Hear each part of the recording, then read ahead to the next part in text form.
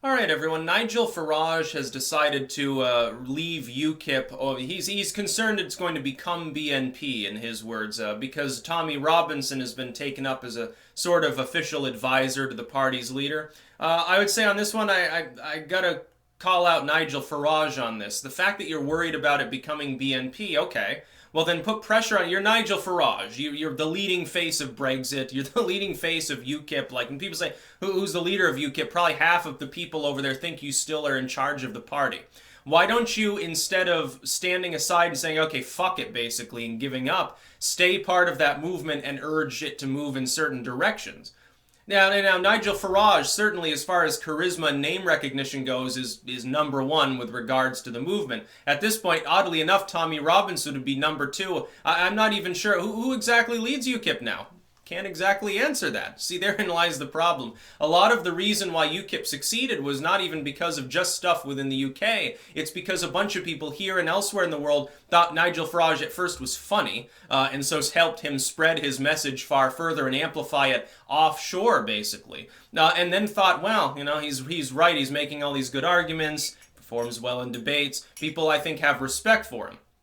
But that's the thing. I respect Nigel Farage, and still do even after this, regardless of the reasoning behind it and whether it's authentic. I also respect Tommy Robinson. He has been martyred by the British political system. He was railroaded into prison on charges that did not stick in retrospect. He was then mistreated in prison. He's been repeatedly harassed, and he's a legitimate accredited journalist under a Canadian firm, and now he's the advisor to what amounts to, I guess, a mainline political force within the UK. The idea, by the way, that Tommy Robinson is a specifically hateful or bigoted individual is wrong. Based on what I've seen of him, based on what he said, he's simply a skeptic towards organized religion more than anything else. Since when is criticizing Islam a form of bigotry? I don't understand how people can, with a straight face, make that argument. People criticize other religions all the time. Nobody bats an eye. Nobody cares. You're like, hey, the Pope encourages child predation. Oh, yeah, of course. Hey, the Protestant movement is fundamentally decrepit intellectually. Oh, yeah. Hey, the Orthodoxy is dying off. Yeah, yeah. Oh, X, Y, and Z. Oh, witchcraft is cringy. No, nobody has a problem with any of these things. It's only when Islam is brought up that suddenly it becomes a form of bigotry to these people. I don't understand it. Islam's not a race. Religion should be criticized. Look, when something masquerades as though it's beyond criticism, you should be criticizing it even more. If you believe in free speech, you need to criticize it more. The fact that Tommy Robinson is part of a mainline political force there, I think it's a good thing. It'll give him more of a voice. It'll be kind of harder to censor somebody who's the official advisor, the leader of a political movement, I would think. Under their legal framework, he has a bit more latitude now to tell his story and perform his journalism now, doesn't he? I think that's a good thing. Nigel Farage is so worried about that. So the fact that UKIP sparks Brexit, and then pressure is not kept up as Theresa May runs it into the ground for several years, that didn't cause you to leave the political movement you were already expressing concern about. Tommy Robinson does? Why is it that Nigel Farage doesn't like the dude? Other than the fact, he forms EDL years ago. Okay, he left that. Now he's just kind of a member of UKIP. UKIP is not a nativistic party anyway. The platform is already there. It hasn't shifted because Tommy Robinson is aboard. And Robinson doesn't even appear to care about the rather pro-immigration platform of UKIP ultimately. It's just an attempt to switch it towards pan-Commonwealth states, places like India or Australia, and gain immigration there instead of from other EU states because UK is no longer wanting to be part of the EU. I think that's the whole point. That is not a nativistic or even nationalistic platform. It's a populistic platform, kind of, but it's a tempered one. It's not even as populistic as like the MAGA stuff or Bolsonaro's people in Brazil.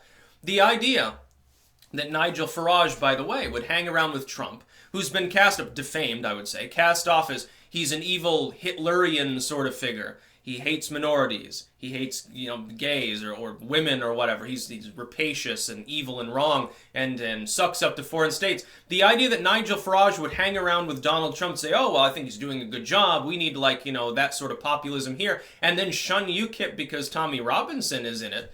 That doesn't make sense to me. Tommy Robinson his claim to fame is being thrown in a jail cell for conducting journalism. And then Nigel Farage, oh, yeah, well, you kind of deserved it. Well, the courts appear to disagree. They appear to agree with those of us who are saying that Robinson had done nothing fundamentally wrong, even under the laws that were being invoked and spoken of by his detractors at the time. Oh, well, he's in contempt. You know, he's in contempt of the original judgment against him that seeks to prevent him from doing exactly this. Well, on review, they didn't throw him in a jail cell a second time. No, they sprung him from jail and said, okay, we're reconsidering the charges. You know, now that we've scared you, put you in a cell for a month, now that we've deprived the public of even knowing about the story for the first 2 fucking days, through a judicial judgment there of basically a gag order on the media, now that we've acted so dystopian, people are speaking out, so we're going to let you go and reconsider the charges and then quietly never reinstitute them. So I guess even the rather tyrannical judicial system over there agrees with those of us who sort of backed Robinson on that issue. You don't have to agree with Tommy Robinson's overall worldview in order to understand and appreciate the fact that he was mistreated. And appreciate the fact that he still has some intelligent things to say. And the fact that he's the advisor to the leader of UKIP doesn't mean it becomes the next BNP, the party of Tommy Robinson. Now we are going to be ethno-nationalistic. He's not even an ethno-nationalist as far as I can tell. He's just a critic of Islam. Since when is that a problem? I seem to recall a time maybe 6 or 7 years ago. You know, earlier wave YouTube. I remember the left primarily was critical of Islam. Yes, it was liberals primarily on the topic of feminism and gay rights specifically, among other things, and you know, child welfare and stuff like that. I seem to remember a hell of a lot of that coming from the left. You know, at the time I was still sort of a leftist myself. And those sort of people, it was twain with the anti-war effort. They're like, hey, you know, we should leave the Middle East, and in part it was over, you know, hey, you know, we were trying to fight these religious zealots, and it's not going to work. You know, we should probably just avoid the situation altogether. That did figure in to some extent. No, I have no problem with Tommy Robinson. Again, you don't have to join his political ideology in order to appreciate that he was mistreated by the British political system.